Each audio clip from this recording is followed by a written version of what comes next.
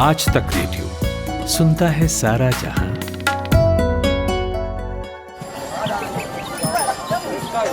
ऐसा है, खेल इस बात का है ये नहीं कि आप कितना कमाते हैं, खेल गुरु इस बात का है कि आप कितना बचाते हो। अब कैसे बचाएं? ये बैंक और बाजार की ये टेढ़ी मेढ़ी बातें गले तो उतरती नहीं हैं।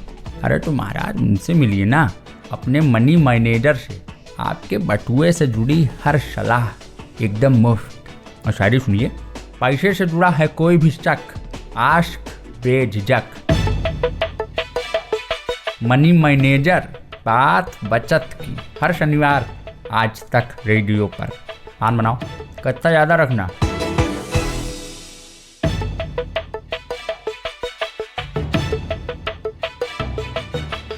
Rakesh Jhunjhunwala, Premji and associates, Radha Krishna Damani, Mukul Agrawal, Ashish Dhawan, Ashish Kacholia, Anil Kumar Goel and associates, Mohnish Pabrai, Bhavuk Tripathi.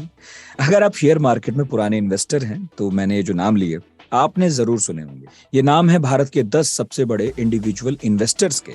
Individual या रिटेल इन्वेस्टर वो होता है जो पब्लिक कंपनीज के शेयर्स खरीदता या बेचता है। जैसे मैं, आप किसी कंपनी के शेयर किसी ब्रोकर के थ्रू खरीदते हैं, बेचते हैं और उसके जरिए मुनाफा कमाते हैं।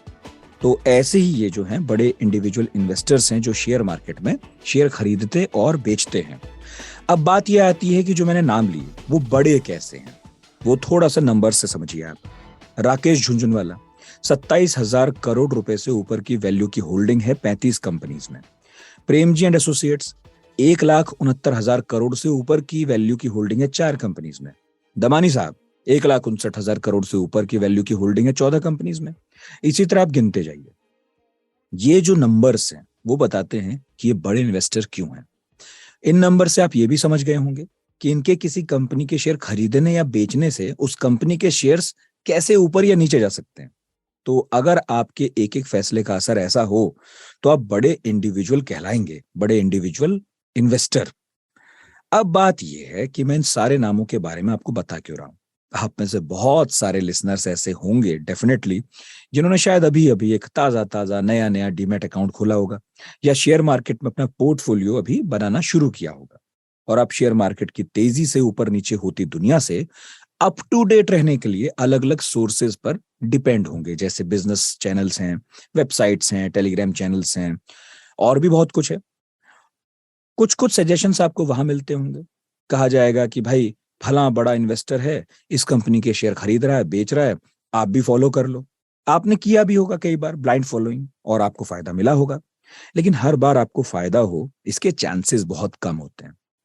तो इसीलिए आज के मनी मैनेजर में हम इसी पर बात करेंगे कि क्यों आपको ब्लाइंडली बड़े बड़े इंडिविजुअल इन्वेस्टर्स को फॉलो नहीं करना चाहिए और क्यों अपना पोर्टफोलियो खुद अपनी इंटेलिजेंस से प्रिपेयर करना चाहिए और अपना पोर्टफोलियो मैनेज कैसे करें, प्रिपेयर कैसे करें। ये सारे टिप्स आज एक्सपर्ट से लेंगे। नमस्कार, मेरा नाम नितिन ठाकुर है, ये मनी मैनेजर है और मेरे साथ हैं विवेक बजाज। विवेक को फाउंडर हैं, सीईओ हैं stock edge and e learn market के। बहुत स्वागत है विवेक जी आपका। धन्यवाद सर, कैसे हैं आप? मैं एकदम बढ़िया। और मैं खुद जब बहुत शुरू में ये कोशिश करता था कि चलिए शेयर मार्केट में हाथ आजमाया जाए, तो शॉर्टकट यही लगता था कि भाई जो बड़े लोग करते हैं अपन भी वही करते हैं। क्योंकि सबके लिए तो आसान नहीं है कि लगातार हम आने वाली जो खबरें हैं उन पर नजर रखें और शेयर की चाल समझें, चार्ट्स पढ़ना समझें, वो तो बहुत मुश्किल है। तो आज सोचा कि आज आपको बुलाते हैं, आप ही से समझते हैं कि करना क्या चाहिए। लेकिन हमारी परंपरा है कि हेडलाइन से शुरुआत करते हैं, तो business headlines of the week हो जाएं और उसके बाद शुरू करते हैं। पहली हेडलाइन है विवेक जी कि शेयर मार्केट का बुरा दौर जारी है, हर दिन गिरावट की एक नई कहानी लिखी जा रही है। थर्सडे को 1,000 अंक नीचे गिरा सेंसेक्स। क्यों हो रहा है बार बार? अब तो लगातार लग रहा है कि मार्केट गिरता ही जा रहा है। तो मार्केट जब बढ़ रहा था तो उसका एक रीजन था कि दुनिया भर में पैसे बहुत बढ़ रहे थे। सारे सेंट्रल बैंक्स लगे हुए थे पैसे बांटने में, क्योंकि कोविड का सिचुएशन कुछ इस तरह से आया कि लोगों को लगा कि भाई पैसे रहेंगे तो डिमांड जनरेट होगा और डिमांड बहुत जरूरी है इकोनॉमी को वापस से स्टेबल करने के लिए। तो अब क्योंकि पैसे इतने हो गए उसके कारण इन्फ्लेशन बढ़ गया दुनिया भर में। इन्फ्लेशन बढ़ गया तो फिर अब सेंट्रल बैंकर्स को लगा कि भाई पैसे तो बहुत ज्यादा हो गए, चीजों के दाम बढ़ गए, तो अब दाम को कम कैसे करें, तो पैसों को टाल लो। तो वो जो लिक्विडिटी वापस से ली जा रही है उसके कारण शेयर बाजार भी गिर जा रहा है। जी। अगर शेयर बाजार को प्रिडिक्ट करना है कि क्या होगा, तो सिस्टम में पैसा कितना है उसको प्रिडिक्ट करना पड़ेगा। हाँ, ये है कहानी। दूसरी हेडलाइन है, अमेरिका के सेंट्रल बैंक फेडरल रिजर्व ने अपनी ब्याज दरें 75 बेसिस पॉइंट्स बढ़ा दी हैं। 1994 के बाद पहली बार इंटरेस्ट रेट में इतनी बड़ी बढ़ोतरी हुई है वहां। हम तक भी इसकी आंच आएगी क्या विवेक जी? तो अमेरिका के अंदर में इन्फ्लेशन का रेट जो है वो 1982 के लेवल पे चला गया है और वहां पर ऑफिशियल ब्याज दर बहुत कम है। तो आप रियल इंटरेस्ट रेट्स देखें, मतलब नेट में इन्फ्लेशन को हम एडजस्ट कर दें इंटरेस्ट रेट के साथ में, तो जो रियल इंटरेस्ट रेट्स है वो नेगेटिव है और बहुत नेगेटिव है। इसका मतलब लोगों के पैसे जो पड़े हुए हैं वो एक्चुअल में उसका वैल्यू खत्म हो रहा है। तो वही बात है कि अगर इन्फ्लेशन बढ़ेगा तो इंटरेस्ट रेट्स को भी बढ़ना है ताकि रियल इंटरेस्ट रेट जो है वो बहुत ज्यादा नेगेटिव नहीं रहे, नहीं तो कंट्री के अंदर में मैसिव वेल्थ डिस्ट्रक्शन होता है। तो टू आंसर योर क्वेश्चन, क्या हम पे इम्पैक्ट आएगा क्योंकि अमेरिका सबसे बड़ी कैपिटलिस्टिक इकोनॉमी है, पूरा दुनिया भर का पैसा अल्टीमेटली वहीं पड़ा है। वो और बात है कि वो लोग सबसे ज्यादा लोन में है, बट द फैक्ट रिमेन्स कि वो सबसे बड़ी इकोनॉमी है और अगर वहाँ छींक आएगी तो सर्दी हमें भी लगेगी। हाँ, अब तो दुनिया एक गांव है। तीसरी हेडलाइन है, इस हफ्ते महंगाई को लेकर आंकड़े भी आ गए हैं। मई में थोक महंगाई अपने उच्चतम स्तर पर थी, 15.88%। अप्रैल में 15.08% थी। पिछले साल की मई में करीब 13% थी। तो इन आंकड़ों को कैसे देखें और आगे के लिए क्या संकेत है? देखिए, महंगाई का सबसे बड़ा कंट्रीब्यूटर होता है कच्चा तेल, जो पेट्रोल, डीजल या जो भी क्रूड ऑयल के डेरिवेटिव्स होते हैं, वहीं से ही अल्टीमेटली महंगाई जनरेट होती है। तो वो कच्चा तेल तेज है क्योंकि रशिया और यूक्रेन जो है वो लोग अपने लेवल पे तेज है। और दूसरी बात है कि एग्रीकल्चर कमोडिटीज के अंदर में भी दाम बढ़े हुए हैं, जैसे वीट। अब यूक्रेन सबसे बड़ा सप्लायर है वीट का और वहां प्रॉब्लम है, तो वीट का दाम दुनिया भर में तेज है, सोया का दाम तेज है। तो जो कमोडिटीज है उनकी दाम ओवरऑल तेज है, तो जिसके कारण महंगाई पे इम्पैक्ट है। दूसरा, अभी क्या हुआ है कि चाइना में लॉकडाउन के कारण ओवरऑल सप्लाई चेन जो है, जो चीजें सस्ती चीजें जो चाइना से आती थी वो कम हो गई क्योंकि टैंकर्स नहीं है जहां से चीजें आ सके। तो वो सप्लाई चेन लॉजिस्टिक इशू के कारण भी चीजों के दाम बढ़े हुए। तो ये इन्फ्लेशन तो फैक्ट है और हम सबको ये एक्सेप्ट करना पड़ेगा। और आने वाले दिनों में भी जब तक ये रशिया और यूक्रेन का प्रॉब्लम सॉल्व नहीं होता है तब तक ये इन्फ्लेशन का डर हमारे ऊपर पे रहेगा, बना रहेगा। और स्वीकार कर लेना चाहिए कि महंगाई का दौर शुरू हो चुका है ना? हाँ, मतलब बहुत कठोर है ये, बट करना तो पड़ेगा हमको। एक बात है कि महंगाई है ना, हमेशा आप ईयर ऑन ईयर देखते हैं तो बेस का बहुत बड़ा इम्पैक्ट होता है। तो जब 2 साल पहले बेस छोटा था, चीजों के दाम बिकॉज कोविड के कारण चीजों के दाम घटे भी थे, और उसके बाद अचानक से महंगाई बहुत आ गई तो दाम बढ़ गए। तो अब अगले साल जब आप परसेंटेज टर्म्स में महंगाई देखेंगे तो आपको बड़ी नहीं दिखेगी क्योंकि बेस तो ऑलरेडी बढ़ा हो गया है। बट हाँ, महंगाई तो अब part and parcel of our life है। बिल्कुल। तो अब अपने टॉपिक पर आते हैं विवेक जी, और पहले तो यही बताइए मुझे कि इन फेमस इंडिविजुअल इन्वेस्टर्स की जो डेफिनेशन मैंने अभी बताई, वो सही तो थी ना, या उसमें कुछ जोड़ना चाहते हैं? तो नहीं, सही है। देखिए, एक छोटी सी बात मैं ऐड करूंगा कि ये जितने भी लोगों आपने बताया, जितने भी लोगों का नाम लिया है, इन सब ने पहला बड़ा पैसा एक कंपनी से बनाया। चाहे अब राकेश जी की बात करें तो टाइटन उनका कंपनी था, रमेश धवानी जी की बात करें तो इन्फोसिस उनकी कंपनी थी, जितने भी लोग हैं, या प्रेम जी की बात करें तो विप्रो में उनका सबसे बड़ा स्टेक है। तो सबने एक कंपनी से बहुत बड़ा पैसा बनाया। और देखिए, पैसा पैसे को टानता है। अगर आपने सही काम करके पैसा बना लिया तो आपको पता है नेक्स्ट काम आपको सही क्या करना है। तो दैट इज अ क्वालिटी। तो लेकिन वो एक कंपनी कौन सी होगी ये किसी को नहीं पता है। तो उस एक कंपनी के चक्कर में आप 10 कंपनी 15 कंपनी में इन्वेस्ट करते हैं और फाइनली वो एक गोल्डन कंपनी मिलती है जो आपको आपकी पूरी पाया पलट कर देती है। तो that is one common thing among all these investors. लेकिन अब देखिए, जैसे राकेश झुंझुनवाला ने जो है उनके पोर्टफोलियो की वैल्यू 28,000 करोड़ से भी ज्यादा है जी। ऐसे ही कई नाम मैंने अभी बताए हैं जिनकी पोर्टफोलियो की वैल्यू इतनी भारी हो चुकी है, करोड़ों में है। जी मैं समझना ही चाहूंगा और सब ये समझना चाहेंगे कि ये वैल्यू इतनी बढ़ कैसे जाती है। इन लोगों ने भी तो शायद मेरी आपकी तरह कुछ पैसे से मार्केट में शुरुआत की होगी, तो फिर जी इतना बड़ा बन जाने के पीछे की कहानी क्या इतनी सरल है जितनी अभी आपने कहा? नहीं, सरल तो एकदम भी नहीं है, क्योंकि ये जितने भी लोग हैं ये कहीं ना कहीं किसी न किसी टाइम पे बैंकरप्ट हुए थे और उसके बाद ये लोग वापस से खड़े हुए। तो पैसे का तकलीफ इनको बहुत पता है कि उसका क्या वैल्यू है। और जब उन्होंने चालू किया था तो किसी भी कंपनी में उन्होंने इन्वेस्ट किया होगा, तो वो भी एक उनका एक कॉल था कि ये कंपनी अच्छी है। अब क्या हुआ कि वो कंपनी एक्चुअल में अच्छी निकल गई, तो उसका फायदा उनको मिल गया। भाई एक आप खुद जज करते हैं, और फिर साथ में अगर मैनेजमेंट जो कंपनी चला रहा है वो भी अगर अच्छा निकल जाए तो सोने पे सुहागा है। और एक बात मैं कहूंगा कि ये जितने भी लोग हैं ना, अगर इनको लगता है कि मैंने सही दाव लगा लिया, तो उस दाव में और जाते जाते हैं और जाते जाते हैं। जैसे एक पता नहीं एग्जांपल देना चाहिए कि नहीं, बट जैसे एक पोकर गेम है। अगर आप पोकर गेम खेल रहे हैं, तो अगर आपके पास अच्छे पत्ते हैं तो आप अपने सही पत्तों पे और दाव लगाते हैं, ताकि आपको पता है कि मेरा प्रोबेबिलिटी ऑफ सक्सेस सबसे हाई है इन पत्तों में।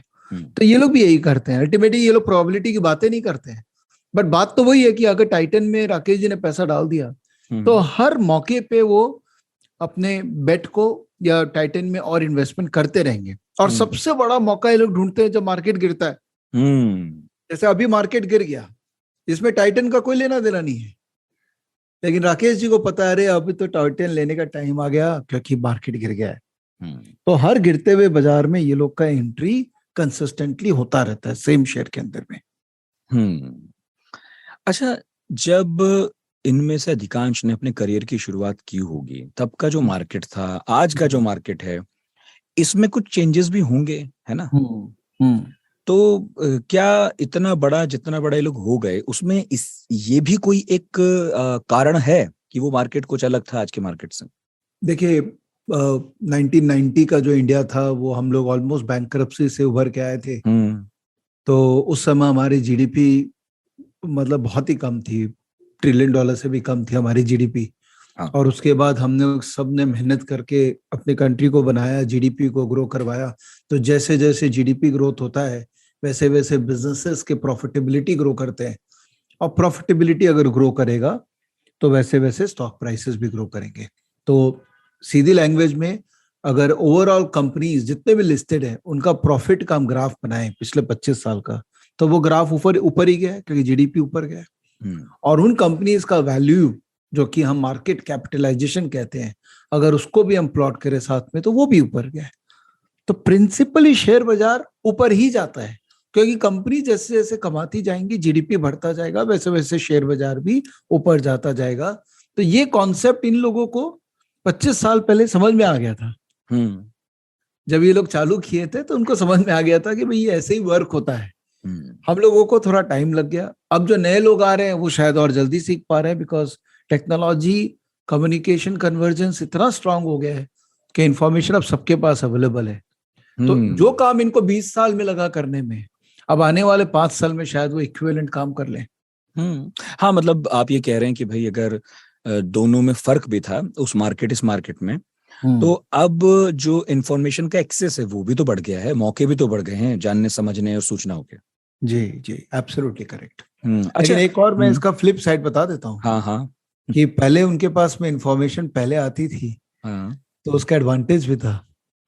अब तो वो एज नहीं है उनके पास में इंफॉर्मेशन का, तो अब बराबरी हो गई है। तो अब उनको हमको बीट करने के लिए और मेहनत करनी पड़ेगी, लेकिन उनके पास में सबसे बड़ा एडवांटेज है पैसा कमाया हुआ है। अब जो कैपिटल है, कैपिटल देखिए कैपिटल को टानता है, चाहे आपको पसंद आए ये बात है नहीं है। अगर आपके पास पैसा है तो पैसा आप कमा लेंगे, और आपके पास नहीं है तो वो पहला 1 लाख कमाने में बहुत ज्यादा बड़ी प्रॉब्लम है। हाँ, ये आपने 1 लाख रुपए की बात कह दी।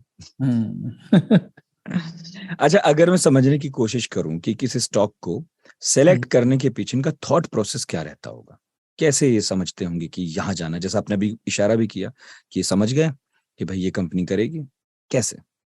देखिए सबसे पहले, क्योंकि मैंने इतने लोगों को इंटरव्यू किया है इस डोमेन में, तो मैंने एक दो कॉमन चीजें समझ में आई कि ये लोग बहुत टॉप डाउन लोग हैं। सबसे पहले ये लोग एक इंडस्ट्री पे व्यू बनाते हैं कि यार ये इंडस्ट्री चलेगी। जैसे एक एग्जांपल लेते हैं कि ऑटोमोबाइल इंडस्ट्री में इलेक्ट्रिक व्हीकल थीम पे से राकेश जी ने कन्विंस हो गए कि यार ये थीम सही है, इंडिया को ग्रो करना है तो उस थीम के अंदर में हम प्ले कर सकते हैं। फिर उन्होंने आइडेंटिफाई किया कि कौन सा स्टॉक है जो इस थीम पे अच्छा काम कर रहा है, तो उन्होंने पकड़ा कि टाटा मोटर जो है उसका नया मैनेजमेंट, जब से नए मैनेजमेंट आया तब से उन्होंने फोकस किया ईवी के ऊपर में, तो ये कंपनी अच्छा करेगी। तो sector theme selection, stock selection, फिर उसके बाद एक बार वो कन्विंस हो गए मैनेजमेंट से और बिजनेस मॉडल से, फिर वो पूरी तरीके से उस मैनेजमेंट को बैक करते हैं। तो ये समझ है एक जिसके साथ वो चलते हैं। और इसके अलावा भी आप कुछ बताना चाहें कि भाई किसी स्टॉक को कि अच्छा है बुरा है, उसे कैसे समझ में कैसे आ जाता है? मतलब कोई लोगों को तो जादू लगता है कि ये इनको समझ में आता है, हमारे कभी नहीं आएगा। देखिए वो तो मतलब लिमिटेड लोग ही समझेंगे तो फिर वही लोग लिमिटेड लोग ही कमाएंगे, सब समझेंगे तो फिर कैसे सब कमा पाएंगे? क्योंकि मार्केट में कुछ खरब कमाने वाले लोग हैं, कुछ खोने वाले लोग भी है। But nonetheless I am not giving a negative impression. Her company को समझने के लिए क्वालिटेटिव और क्वांटिटेटिव फैक्टर्स होते हैं, राइट? क्वालिटेटिव फैक्टर्स का मतलब हो गया मैनेजमेंट, बिजनेस मॉडल इत्यादि। और क्वांटिटेटिव फैक्टर्स हो गए जो फाइनेंशियल डेटा है, परफॉर्मेंस ऑफ द कंपनी है, और फाइनेंशियल्स के अंदर में balance sheet, profit and loss account, cash flow statement. तो ये बेसिक अकाउंटिंग स्टेटमेंट्स होते हैं ना, उसको आदमी अगर जज करे तो एक आइडिया लग जाता है कि ये कंपनी अच्छा कर रही है कि बुरा कर रही है। और लेकिन जो क्वालिटेटिव है ना, विच इज मोर अराउंड कि मैनेजमेंट कैसा है, मैनेजमेंट जो बोल रहा है वो करना चाह रहा है कि नहीं, और टीम कैसी बिल्ड कर रखी है, कौन से शहर में है, तो ये हो गया क्वालिटेटिव एस्पेक्ट जो over a period of time quantitative aspects को या तो अच्छा कर देती है या बुरा कर देती है। तो ये लोग दोनों पे ध्यान देते हैं। यही मैं समझना चाह रहा था कि भाई किसी कंपनी स्टॉक को समझने के लिए, मार्केट को समझने के लिए, क्या इनके पास कुछ बेहतर स्पेशल टूल्स हैं बाकी लोगों से? देखिए इनके पास टूल्स तो हैं एक्स्ट्रा।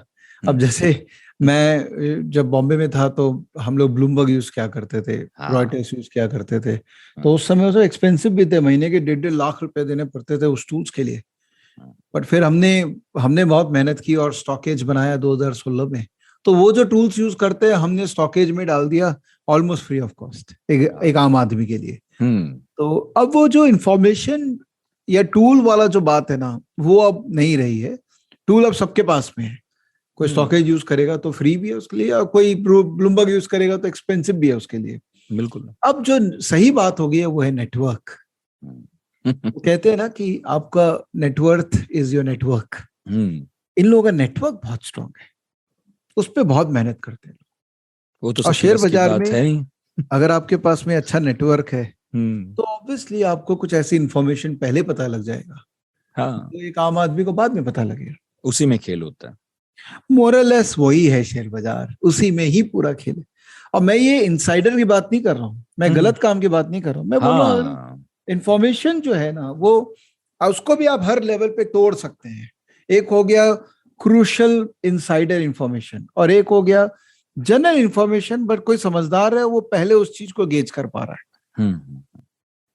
अच्छा, एक है चीज जो मेरे कई दोस्त कहते हैं कि भाई ये इतने बड़े लोग हैं, इतना शानदार पोर्टफोलियो है इनका, लगातार कमा रहे हैं लोग, तो भाई मैं इन्हें कॉपी क्यों ना करूं, जो का त्यों कर लेता हूं। इसमें इतना क्वेश्चन मार्क क्या है, क्या समझना है इसमें, और कर लेते हैं कॉपी। तो वो ठीक कह रहे हैं, क्या कर लेना चाहिए?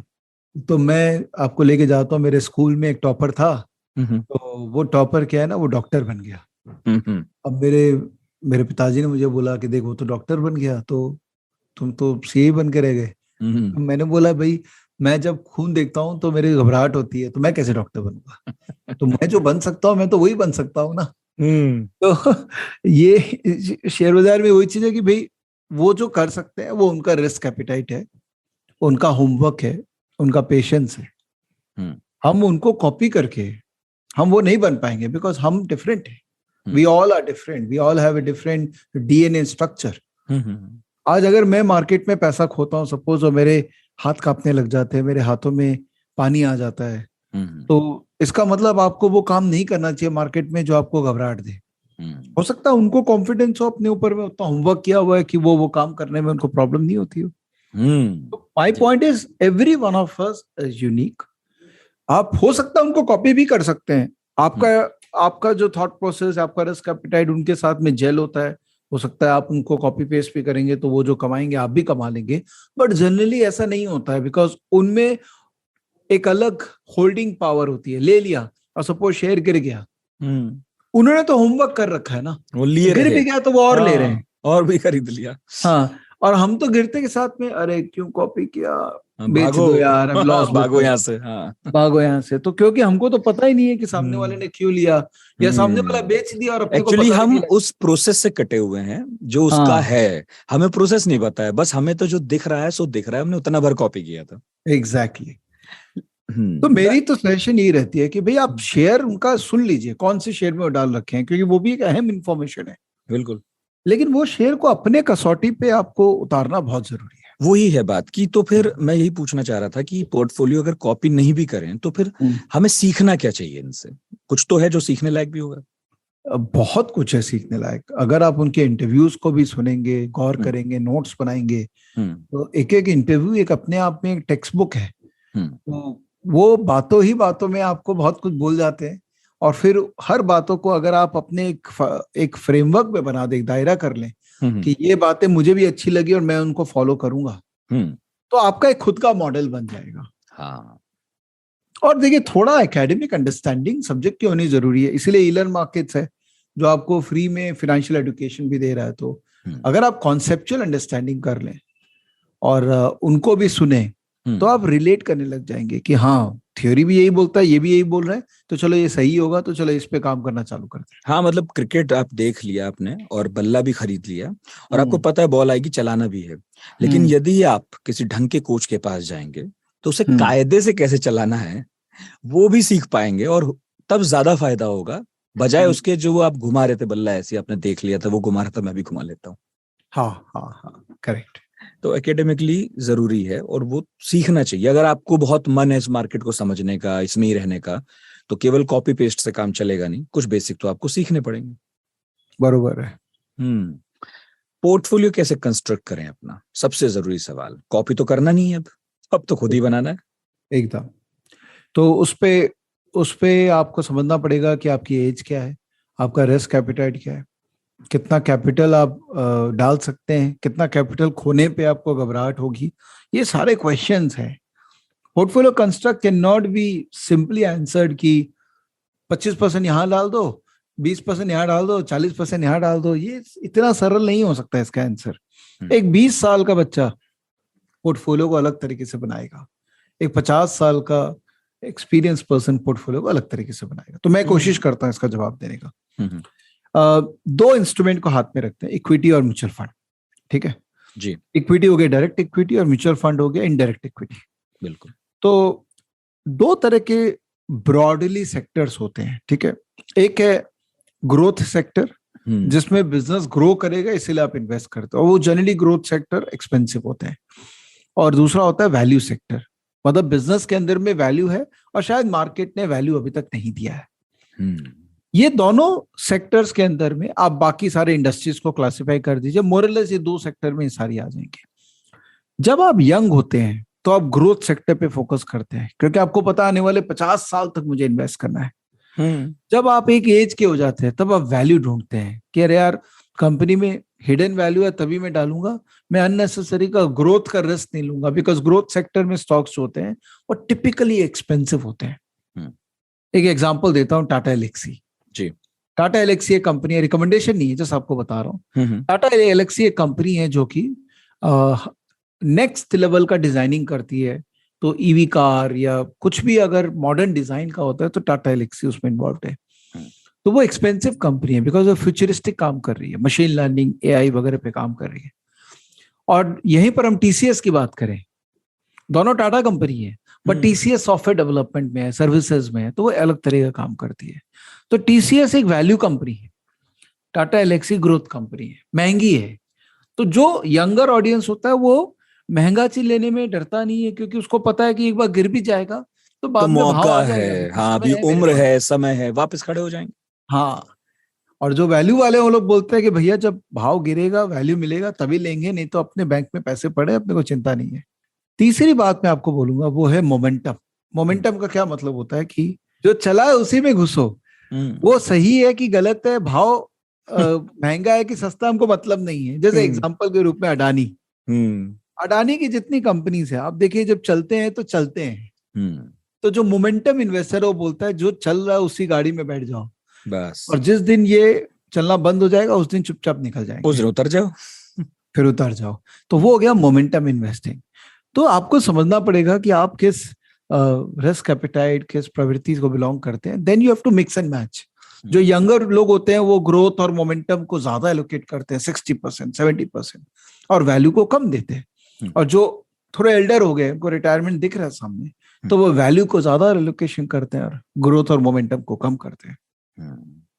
तो हर व्यक्ति जो पोर्टफोलियो बनाना चाहता है अपना कुछ, हाँ। उसको ये सब ध्यान में रखना है। सब उसी तरह से अलग अलग है, जैसे कॉपी नहीं कर सकते ऐसी पोर्टफोलियो भी कॉपी नहीं कर सकते। उसमें भी आपकी उम्र और रिस्क लेने की क्या क्षमता है, कितना आप बचा पाएंगे, वो सब बहुत इंपॉर्टेंट है। तो ये जरूरी है समझना अपने आप को।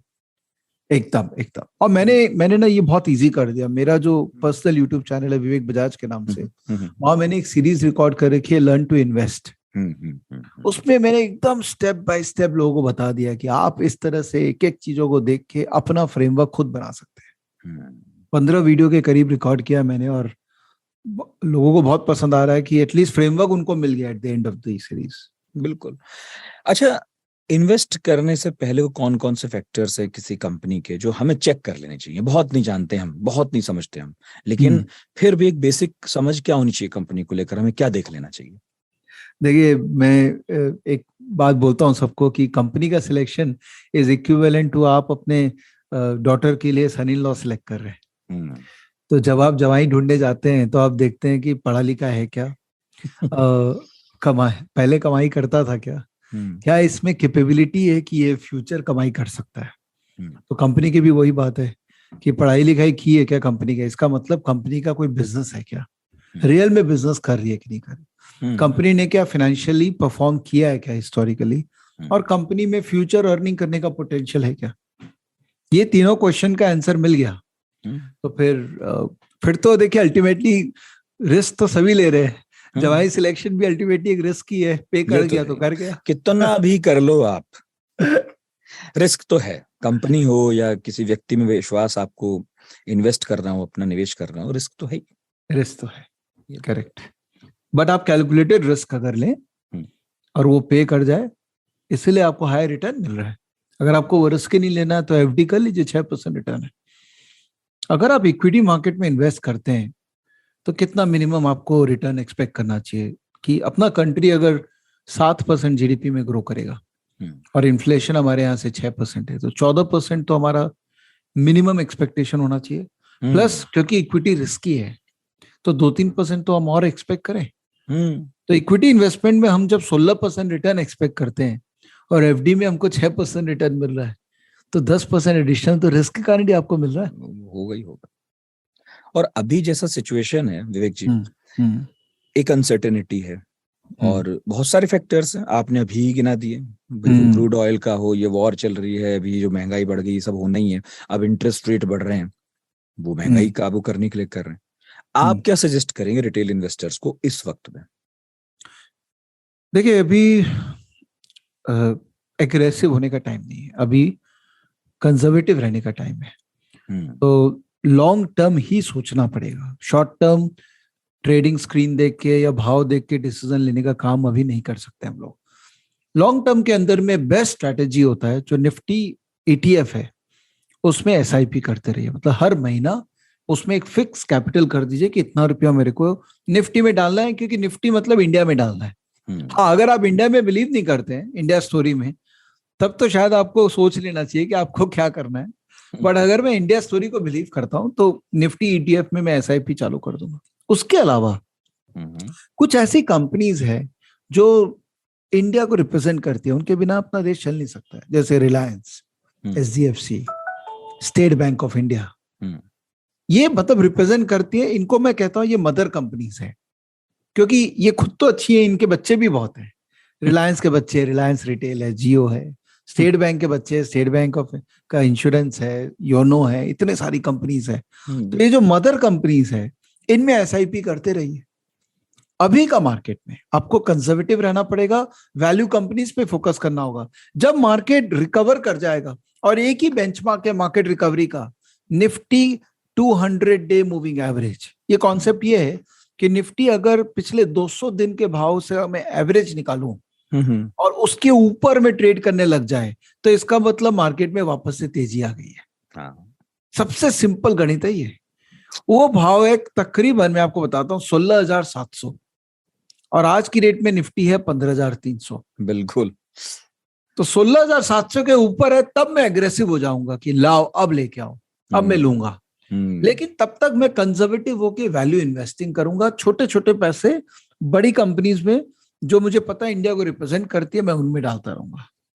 वाह, ये आपने जो है एकदम मुट्ठी में बहुत बड़ा ज्ञान का सागर भरा है कि भाई कब तक आपको कंजर्वेटिव मोड में रहना है और कब आपको स्विच ऑन करना है अपने एग्रेसिव मोड का। ये आपने एक इंडिकेटर दिया जी। अच्छा, इस टॉपिक से जुड़े मेरे कई सवाल थे, वो तो आपने बता दिए जवाब। आप कुछ जोड़ना चाहें तो प्लीज जोड़िए, फिर मैं अगले जो हमारा क्लोजिंग बेल सेगमेंट है उसकी तरफ बढ़ूंगा। ओके। नहीं, मेरे ऐसे तो मेरे पास बोलने के लिए बहुत कुछ है क्योंकि मेरा तो, मैंने देखा है कि रिटेल इन्वेस्टर्स जो है एक इम्पल्सिव मार्केट पार्टिसिपेंट है बहुत। आप देखिए ई कॉमर्स कंपनीज ने कितना फायदा उठाया इम्पल्स का, कि आपको ऐसा इस तरह से आपको लुभाएंगे कि आपको झक मार के लेना ही पड़ेगा। बिल्कुल। तो क्यों, ये ई कॉमर्स वालों की स्ट्रेंथ नहीं थी, ये रिटेल जो आम आदमी है उसकी वीकनेस है, जो नया आदमी। हाँ, अरे वाह, क्या गजब बात आपने कही। तो ये इम्पल्स जो होता है ना, अगर हम उसको कंट्रोल कर दे, लाइफ के हमारे 90% प्रॉब्लम सॉल्व हो जाएंगे। It is not just about market, it is about everything. हम अगर इम्पल्स को कंट्रोल कर ले तो वी आर सॉर्टेड। तो शेयर बाजार में जो आते हैं इम्पल्सिवली बाई कर लेते हैं, फलाना आदमी ने बोल दिया। मैं आपको एक छोटी सी बात कहता हूँ कि मेरा एक पड़ोसी मुझे एक दिन बोलता है कि तू ये शेयर खरीद ले तो तू साउथ कैलकाटा में शिफ्ट हो जाएगा। मैं कैलकाटा से हूँ, तो साउथ कैलकाटा में पैसे वाले लोग रहते हैं। तो मैंने उसको बोला कि यार तू तो अभी तक मेरा पड़ोसी है, तू तो शिफ्ट ही नहीं हुआ। तो ये पड़ोसी, ताऊ जी, चाचा जी, ये लोग ठीक है, हम सुनेंगे सबकी, बट फाइनली हम करेंगे अपनी, और अपने आप को तैयार करना ये हमारा ही रिस्पॉन्सिबिलिटी है, कोई आके आपको नहीं करेगा तैयार। ये जरूरी है कि आप खुद को तैयार करें, और अगर इस मार्केट में उतरना है तो उसकी कुछ तैयारियों की झलक तो विवेक ने अभी दी ही है कि आपकी तैयारी कैसी होनी चाहिए। यदि नहीं मार्केट में उतर रहे, नहीं उतना समय है पढ़ाई लिखाई का, तो भी कुछ बेसिक तो समझने चाहिए, वरना मत आइए। क्योंकि जब आप आएंगे बिना किसी तैयारी के तो इम्पल्सिव हो जाएंगे। और मेरे कई दोस्त हैं जिन्होंने अभी हाल फिलहाल आईपीओ में खरीदारी कर ली है, वो बेचारे ऐसे बोराए हुए घूम रहे हैं आजकल। मतलब ये सालों साल से चलता है। कहाँ से बेचूं, कहाँ बेच दूं, कहाँ यार किसने सलाह दे दी थी। सलाह देने वाले की तो कोई गलती नहीं है ना, आपने ले ली तो क्या करे। ये है बात।